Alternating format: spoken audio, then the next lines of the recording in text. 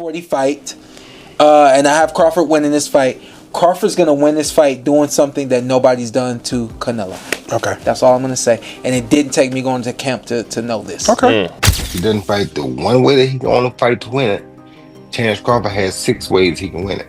And my money will go on the man who has 6 ways to win it over the man who has 1 way to win it. Is that going to be the same version of guy that's going to show up in September? No. I mean, Canelo, he didn't look as fit as he did his last fight. He looked listless. He looked like he didn't care. He didn't have the crowd behind him. Shawn Porter has no doubts about the outcome.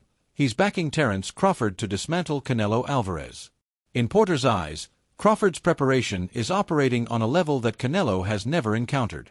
He predicts Crawford's blend of speed, precision, and discipline will be too much to handle, turning the fight into a masterclass of execution. Porter believes this won't just be a win, it will be a statement performance, remembered as one of the most dominant showcases in modern boxing history. Sense though, if Crawford's going to win this fight, he'll surprise people in the fashion he does it in. Because a lot of people picking Crawford, they think foot speed and turn Canelo all night, and I'm like, nah, he's born victor.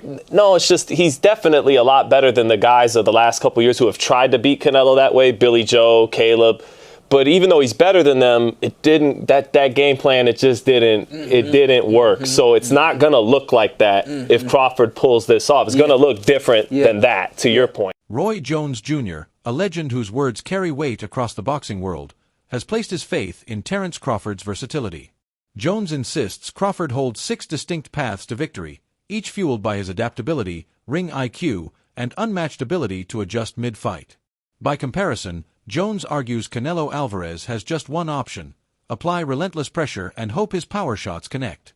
If that plan falters, Jones warns, Canelo will be left exposed to Crawford's tactical variety. For the Hall of Famer, the choice is clear. In elite matchups where skill is close, it's versatility that separates greatness, and Crawford has the edge. Right? He does have a chance, and I think he could be victorious. If he doesn't fight the one way that he can only fight to win it, Terence Crawford has 6 ways he can win it. And my money will go on the man who has 6 ways to win it over the man who has 1 way to win it. So you think Canelo has to kind of fight the perfect fight, right? If he don't, he's in trouble. If he does, he should be all good. Let's talk about the weight a little bit, right? Because we all know everything you accomplished as a heavyweight. What is Terence dealing with right now? I don't think Terence dealing with much of anything, because Terence did like I did as a heavyweight. He bulked up to the weight. He's been dealing with super middles and light heavyweights in training. If you can deal with them in training, you can deal with them in the fight. So the weight should not even be an issue. Do you think Terence is that one fighter where he could accomplish what a lot of people are thinking is not doable? Is he that one fighter who's just wired and has that different DNA? He is, and not only to mention is he the guy that can, he's already done it. How many 2 or 3 division undisputed champions have we ever had besides Usyk is a 2 division undisputed champ? This dude is a 3 division undisputed champ already, and if he win this, he'll be a 4 division undisputed champ. We may never see that again.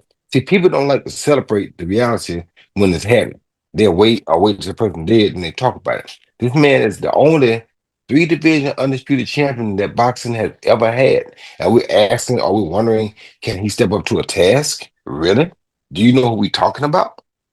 Comedian and boxing enthusiast Aries Spears gave the matchup a historical lens, drawing parallels to decades of clashes between Mexican greats and elite African-American fighters. Spears argued that history often favored the latter, crediting their slick defense, sharp counterpunching, and adaptability, traits that have traditionally disrupted pressure-heavy Mexican styles.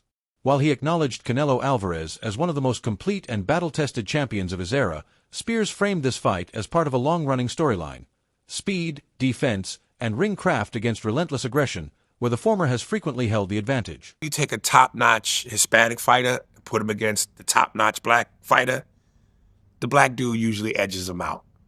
And I'm not trying to be disrespectful to the Latino fighters, because look at the greats. De La Hoya, motherfucking Roberto Duran, Arguello, Felix Trinidad, what's my man's name? Chavez. So there have been legends, but 9 times out of 10, when the top Mexican legend takes on the top black legend, the black dude wins. Boxing and basketball is just something that niggas just, we got that wop wop that just, we edge you out. We edge you out. Duran lost to Hagler. He got knocked out so viciously by Hearns. Rumor is he's still waking up today. He lost he did the no mas with Leonard. Yeah, no, I've been hanging out with Sugar Ray Leonard recently. We talked about that whole situation. Lost to Floyd. He lost to Bernard. He lost to Sugar Shane Mosley. Usually the black fighters edge out the Latinos when it come down to it. So basically you're saying Crawford's going to win because he's black. I'm saying he's going to win because he's got skills. But that black component, that's that extra juice. That's that extra juice? I mean, look. It's like the Batmobile when it's going fast and then he hits the nitro button and the flame shoots out of the back of the car and takes it to another level. Black dudes have the nitro switch. Veteran boxing journalist Dan Raphael zeroed in on Terence Crawford's mindset, stressing that the undefeated champion doesn't shy away from danger. He thrives on it. Raphael noted that Crawford has built his career on embracing challenges, not dodging them, and that the magnitude of this fight will only sharpen his focus. Rather than feeling the weight of the moment, Crawford channels it into preparation and composure. According to Raphael, that mental steadiness could be the ultimate difference maker, ensuring Crawford steps into the ring ready for every scenario without ever being rattled by the occasion. Whatever. I was really excited that Terence Crawford, when we were going through some of the historical things that could take place if he wins this fight, what they would mean. And at the end of that part of the conversation, he says, there's a lot riding on this fight. Like, he knows it. I don't think he feels pressure from it. I think he embraces that. But I like to hear that the fighter understands the magnitude of this fight and embraces that and realizes, like the general public that follows boxing or the media, that this is a bigger deal than your average fight, and that he is keenly aware of that. So I love that. He was very, very well spoken, and we discussed a lot of different topics, and I think people will get a kick out of it. It's on our podcast feed. It'll be up on the YouTube channel, and I hope people check it out. Sticking with Crawford, because I've spoken to a few guys in his team, and there seems to be this mindset where they really, really believe they're going to win this fight, and obviously every fighter that goes into any fight will believe they win this fight, but do you get that impression that they're in no doubt that this goes their way, and it's a case of just turning up for a payday? Oh, absolutely. Terence Crawford has never been the kind of fighter that's just looking to take a fight to get paid. Yeah, he's going to get paid a whole ton of money, and so is Canelo Alvarez. But, you know, if you follow Terence Crawford, if you've watched the way he fights, watched the way he conducts himself, know him at all, even just a little bit, I can't claim to be like best buddies with him, but I got a pretty good feel for Crawford, having been around him so many times for all these fights he's had. There is 0.000% chance that he is coming into this fight with anything other than victory in mind. I mean, he really believes that this is his moment to shine and create a huge addition to what's already a tremendous boxing legacy. Besides just the money, I mean, Terence Crawford can take a fight against anybody, make a good amount of money. And so while that's important, of course. This fight is being framed as one of the defining challenges of Terence Crawford's career, and arguably the most dangerous opponent he has ever faced. But for Canelo Alvarez, the stakes may be even greater. A loss to Crawford, a naturally smaller man moving up in weight, wouldn't just count as a defeat, it could leave a permanent mark on his legacy. In boxing, history remembers everything, and falling to a smaller fighter at the height of your fame often invites harsher judgment. For Canelo, victory isn't only about pride, it's about safeguarding his place among the sport's all-time greats. Legacy. And he gave a resounding yeah. A resounding yeah. He said it would massively tarnish Canelo's legacy. And some of the things that he said were just basically things that most of us know, just some register and make sure that other people know and others don't, right? But it would tarnish his legacy, and for the obvious reasons. One is, we know that the guy's older. Crawford's older. He's going to be 38 years old here, right? So he's an older fighter. He's an inactive fighter, right? And most of the time, these are things that, make people say that people are going to lose. Man, he's inactive. So he's pretty inactive, hasn't fought in a year, hasn't fought more than once a year in 3 to 4. Showbiz the Adult, one of boxing's most respected analysts, offered a balanced breakdown that gave both fighters their due. He highlighted Canelo's trademark strengths, his durability, relentless pressure, and ability to set traps while absorbing punishment before landing crushing counters. At the same time, he noted that Crawford brings something unique to the table, an athletic foundation rooted in wrestling. Those early skills sharpened Crawford's balance, positioning, and instinctive ability to read opponents in real time.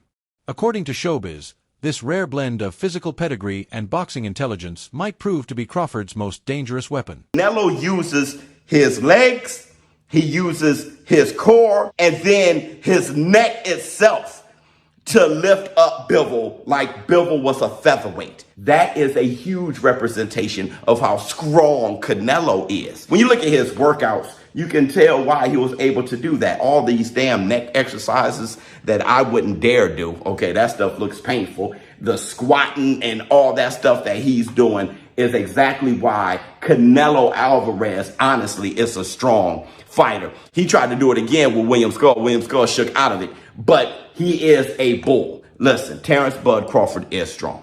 He is, okay? And he understands leverage and he understands those things because he wrestled.